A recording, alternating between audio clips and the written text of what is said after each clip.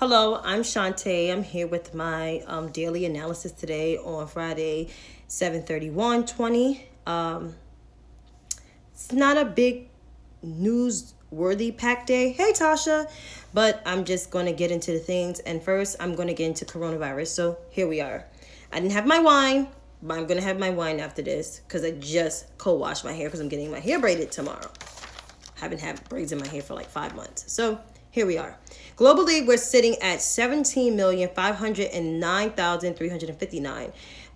Global deaths are almost at 700,000, so it's at 677,538. Here in the U.S., which we account for a fourth of those cases, we are at 4,556,232. So yesterday we was at 4.4. Today we are over 5.5. Our death toll in the U.S. is sitting at 153,268. The countries with the most cases are the following: Brazil, which is second to us at 2,662,485, followed by India at 1,638,827. Russia is at 838,461. South Africa 493,183. Mexico 416,179. Peru 400,683. Chile 355,667, and the UK at 304,793. Colombia, which is a Latin country, has 286,018. Ecuador 85,355. Dominican Republic 69,649. Yikes. Panama 65,256. Guatemala 49,789. Honduras 41,426. El Salvador 16,632. In the African nations, we have Nigeria at 43,151.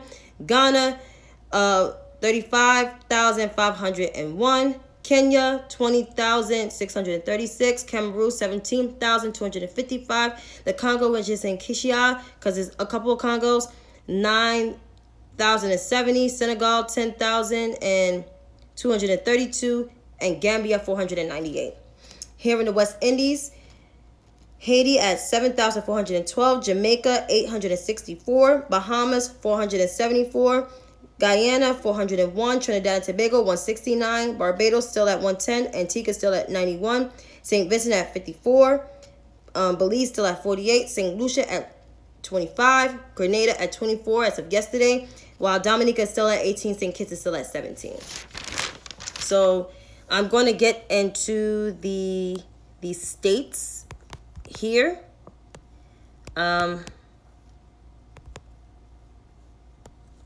So here we are.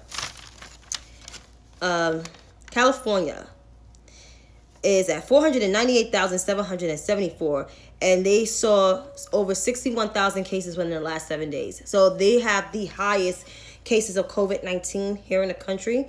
It used to be, it was New York about like a month ago, had the highest cases. Now it's California, has surpassed New York. Next is Florida, which is another state that passed New York within a matter of, I guess, in this month as well, are sitting at 470,368. And they saw over 71,000 cases within this month, within the last 7 days, excuse me. Texas is another state that surpassed New York as of this week. They surpassed New York as of Wednesday. So they have 438,243, and they saw over 55,000 cases within the last week. New York, which was the whole epicenter of COVID-19, especially New York City, New York is sitting at 419,723. New Jersey, 183,535. They had an uptick. New York had an uptick, but also New Jersey had an uptick due to reopening, but it is not as in a high case. Their cases are still flattening. And keep in mind, New York is not opening at full capacity when it comes to this, some of the stuff, especially in the whole state, actually, because we're not opening no higher than 50% in the businesses. Illinois is at 180,428. Followed by Arizona, which is another hot spot, which they saw like over about 20-something thousand cases. is at 174,058. I'm not predicting. I'm not sure. They might surpass Illinois. It might happen pretty soon. Not quite sure, but it can happen. Georgia, 171,342. They're another on a high trajectory as well. And North Carolina, 122,281. And these numbers that I just read from the state's COVID map is from NYTS, and the one I read for the global is on John Hopkins website. So I have another one from the John Hopkins website, which I'm going to put the website on here so you can always take a look for yourself, just to make sure I'm not reading numbers that, that are just rhetoric. I'm reading numbers that are actually making sense to you all. So you can take a look at yourself whenever you get the time. Los Angeles as a county, as the top 50 counties with the highest cases, I recorded about 6 or 7. Los Angeles has 186,036, followed by Miami-Dade County is at 115,916, followed by Maricopa in Arizona, 114,852.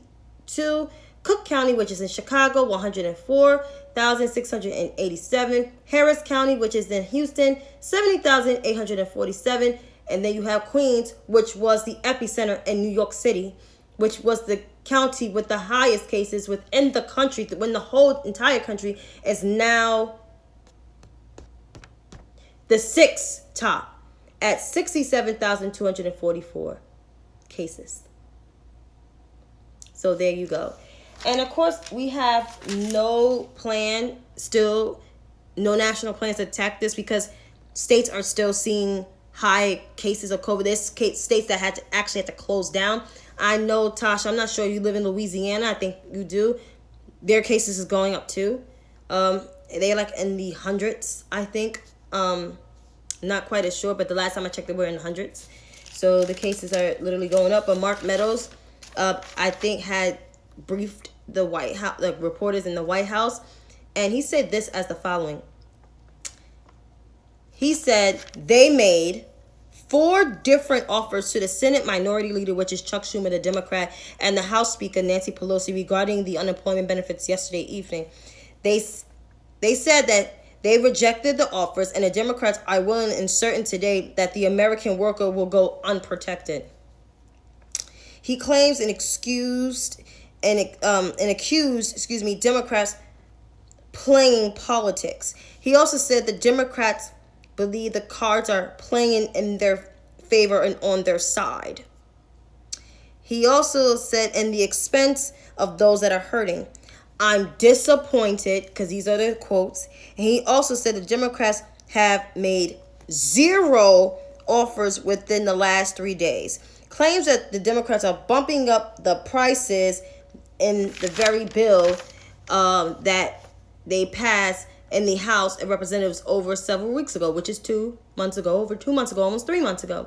He claims the Democrats are going in the wrong direction because of partisan politics. Now, I'm just going to keep it real with you.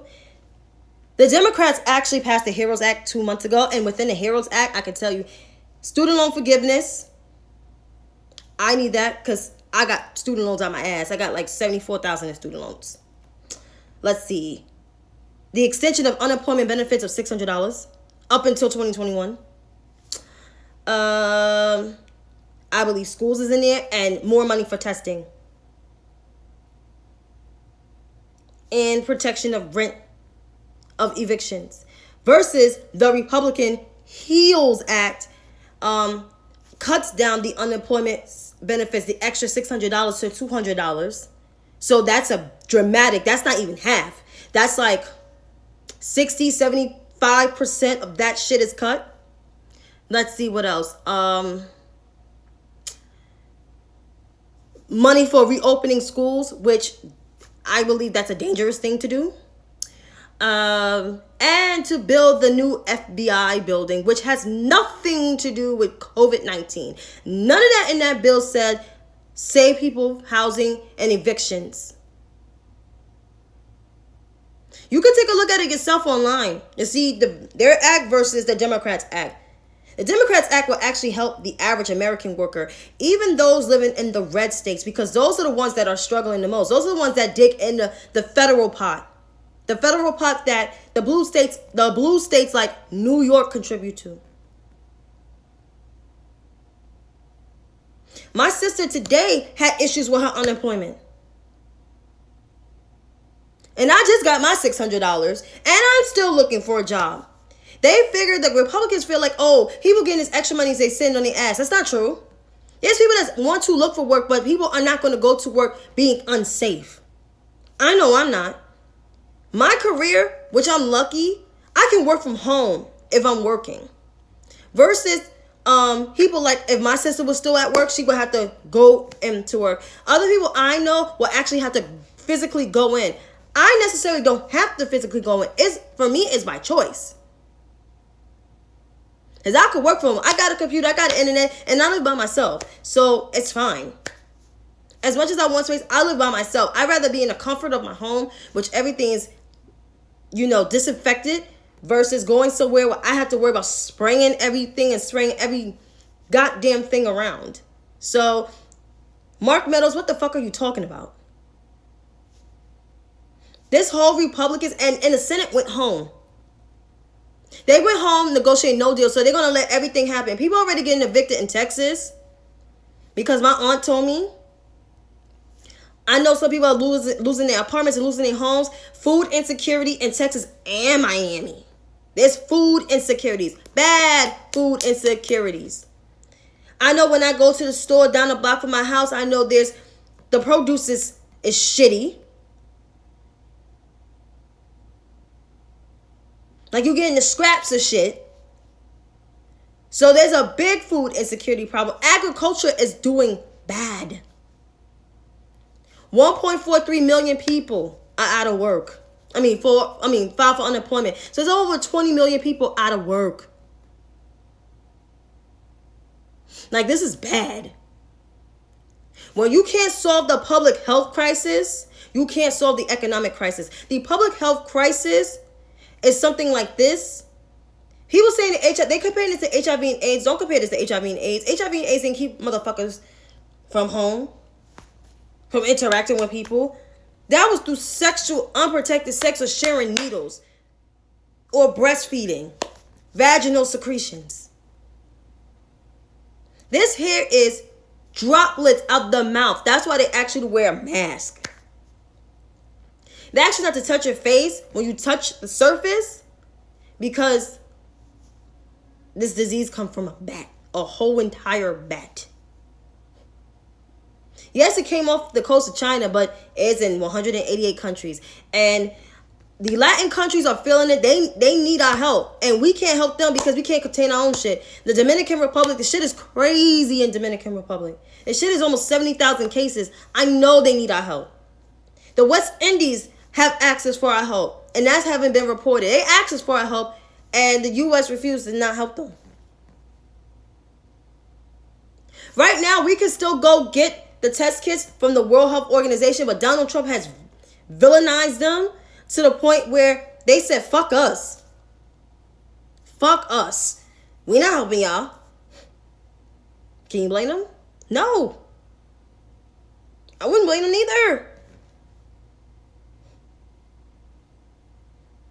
That's why elections matter. It's important to vote. Period.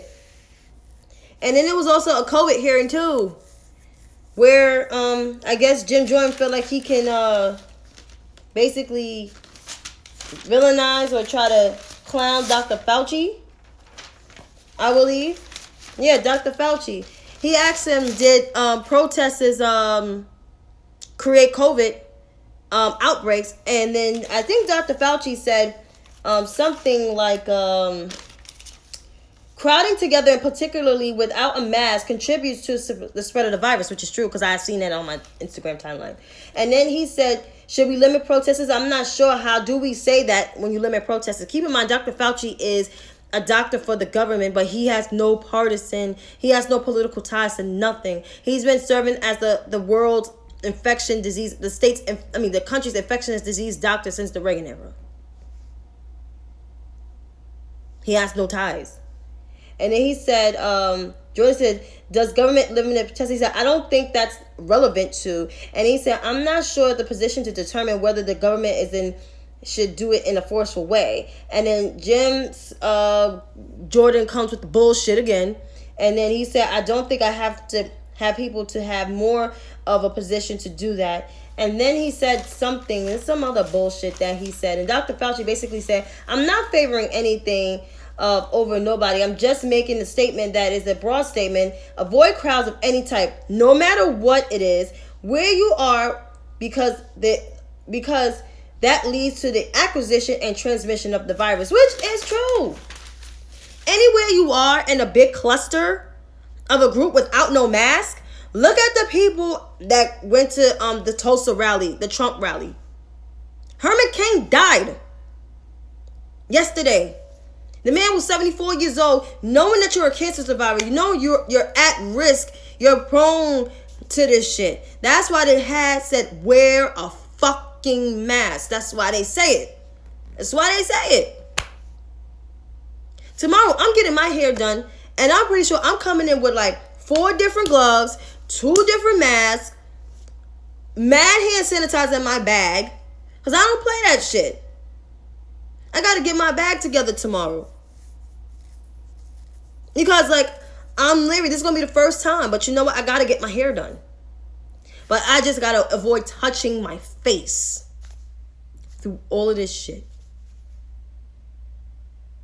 So, that's why I tell people, like, this shit is no joke. Yes, I'm a little paranoid. I said that, but at the same time, it's like, I know people that died from this.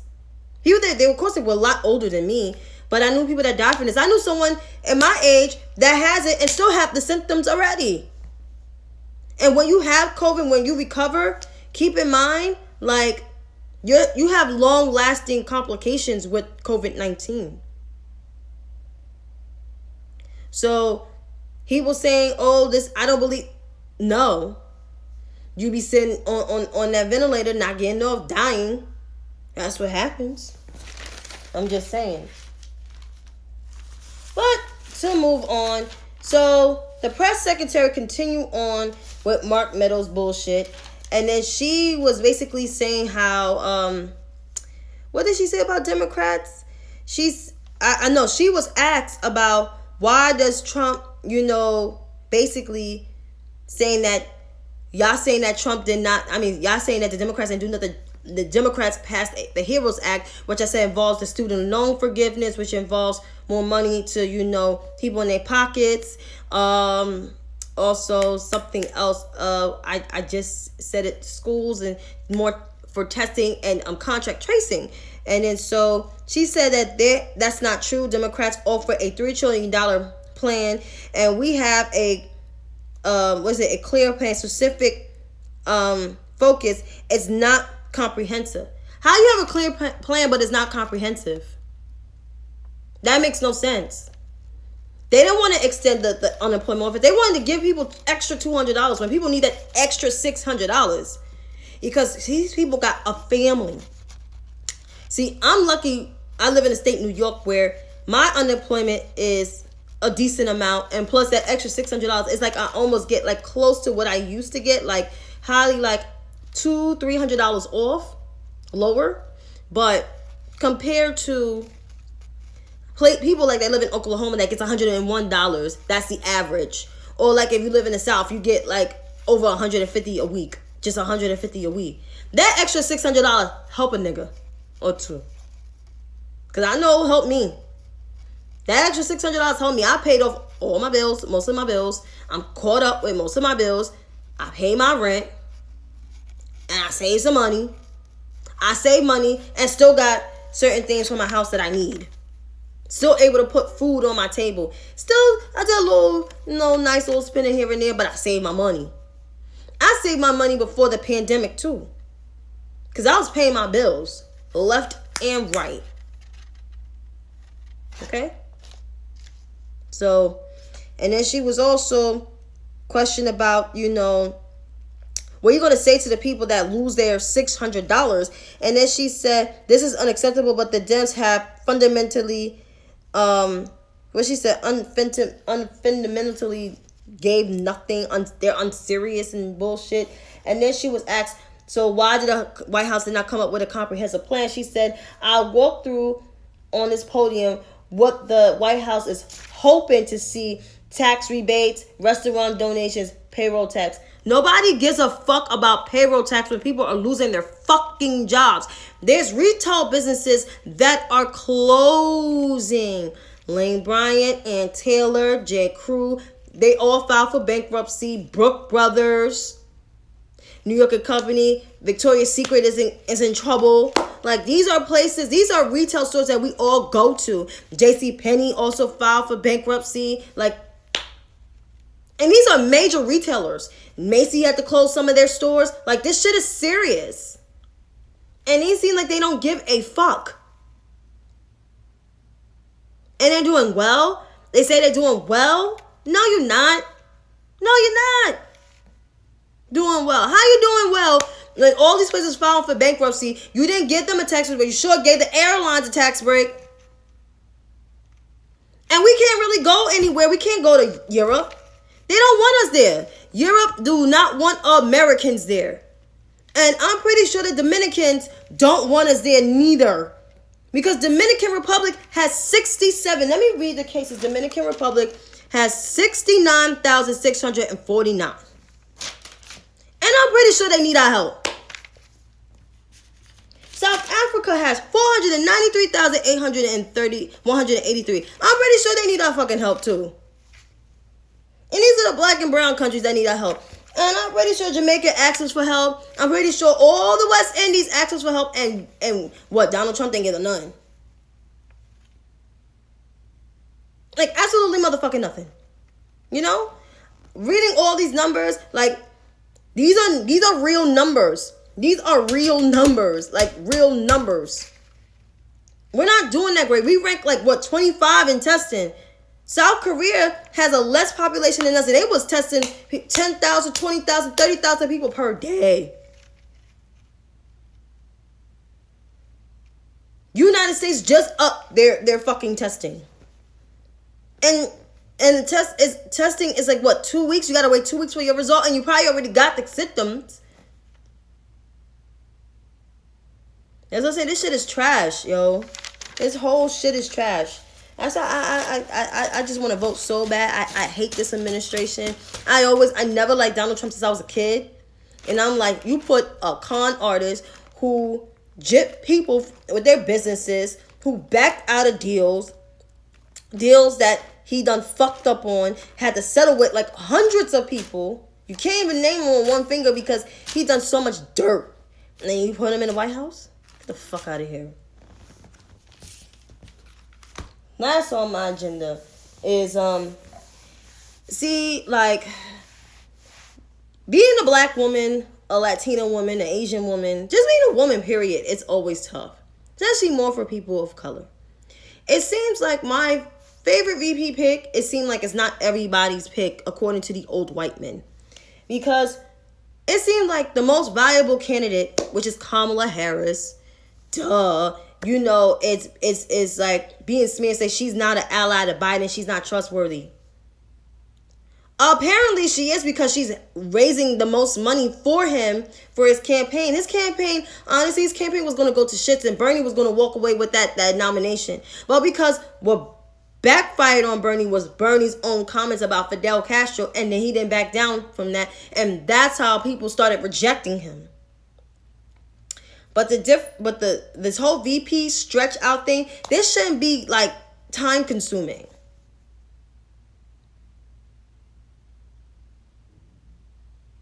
It shouldn't.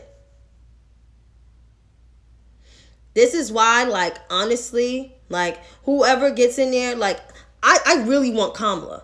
Because I will raise money for Joe Biden if Kamala's on that ticket. If not, I will still vote, but I won't be going guns ho for it. But I will vote. But having Kamala on that ticket, it's that's exciting me, because she was my pick for president anyway. I supported her during her presidency. I donated, not a lot of money, but I donated some money. You know? But I'm going to end this right here because I really got to get myself together. We're on some crazy ass times. It's been a rough week. But we got to hold our head up high. We got to let the Lord is on our side. And let's continue to be safe. Wear your mask. Wear your gloves. Wash your hands. Keep safe. Stay away from large crowds. Yada, yada, yada.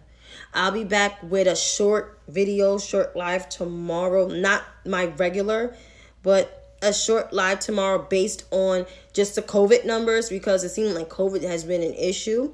And it seems like the South, and most of us got family in the South. Some of us live in the South. On the West got a bad COVID problem. So I just want to make sure, just give those numbers out. But you can also look at coronavirus.jhu.edu. But until then, have a nice night.